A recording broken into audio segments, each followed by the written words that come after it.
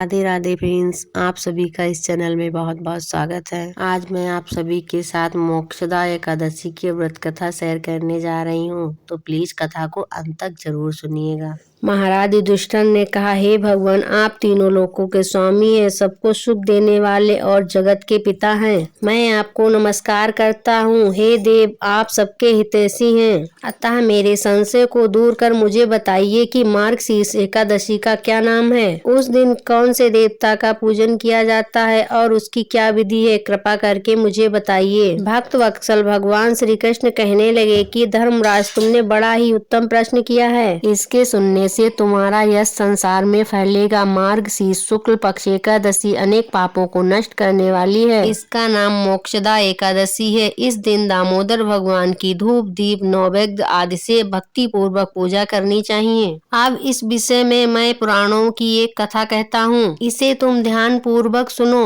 गोकुल नाम के नगर में वैखानस नाम का राजा राज करता था। उसके राज्य में चारों वेदों के ज्ञाता ब्राह्मण रहते थे। वह राजा अपनी प्रजा का पुत्रवत पालन करता था। एक बार रात्रि में राजा ने स्वप्न देखा कि उसके पिता नरक में हैं। उसे बड़ा आश्चर्य हुआ। वह प्रातः काल उठकर विद्वान ब्राह्मणों के पास गया और अपना स्वप्न सुनाया और कहा, मैंने अपने पिता को नरक में कष्ट उठाते देखा है। उन्होंने मुझसे कहा कि हे पुत्र, मैं नरक में पड़ा हूँ, यहाँ से मुझे तुम मुक्त कराओ। जब से मैंने ये वचन सुने हैं तब से मैं बहुत बेचैन हूँ। चित्त में बड़ी अशांति हो रही है। मुझे इस राज्य, धन, पुत्र, स्त्री, हाथी, घोड़े आदि कुछ भी सुख प्रतीत नहीं होता है। मैं क्या करूँ? राजा ने कहा, हे ब्राह्मण देवताओं, इस दुख के कारण मेरा सारा शरीर जल रहा है। अब आप कृपा करके कोई तप, दान, व्रत आदि ऐसा कोई उपाय बताइए जिससे मेरे पिता को मुक्ति मिल जाए। उस पुत्र का जीवन व्यर्थ है जो अपने पिता का उद्धार न कर सके।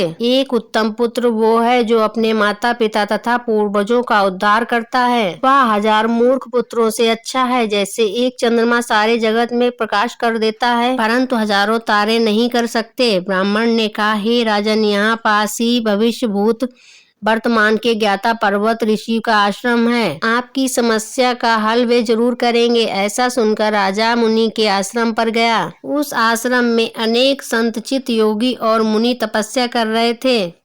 उसी जगह पर पर्वत मुनि बैठे थे। राजा ने मुनि को साष्टांग दंडवत किया। मुनि ने राजा से सकुशलता पूछी। राजा ने कहा, महाराज, आपकी कृपा से मेरे राज्य में सब कुछ कुशल है, लेकिन अकस्मात मेरे चित्त में अत्यंत अशांति होने लगी है। ऐसा सुनकर पर्वत मुनि ने आंखें बंद की और भूत विचारने लगे। फिर बोले, हे राजन, मैंने योग के बल से तुम्हारे पिता के कुकर्मों को जान लिया है। उन्होंने पूर्व जन्म में कामातुर होकर एक पत्नी को रति दी, किंतु सौत के कहने पर दूसरी पत्नी को ऋतुदान मांगने पर भी नहीं दिया। उसी पाप कर्म के कारण तुम्हारे पिता को नरक में जाना पड़ा। तब राजा ने कहा, इसका कोई उपाय बताइए। मुनि बोले, हे राजन, आप मार्गशीर्ष एकादशी का उपवास करें और उपवास के पुण्य को अपने पिता को संकल्प कर दें। इसके प्रभाव से आपके पिता को अवश्य नरक से मुक्ति मिलेगी। मुनि के वचन सुनकर राजा महल में आया और मुनि के कहने अनुसार कुटुंब सहित मोक्षदा एकादशी का व्रत किया। इसके उपवास का पुण्य अपने पिता को अर्पण कर दिया। इसके प्रभाव से उसके पिता को मुक्ति मिल गई और स्वर्ग में जाते हुए वे अपने पुत्र से कहने लगे, हे पुत्र, तेरा कल्याण हो। यह कहकर वह स्वर्ग चले गए।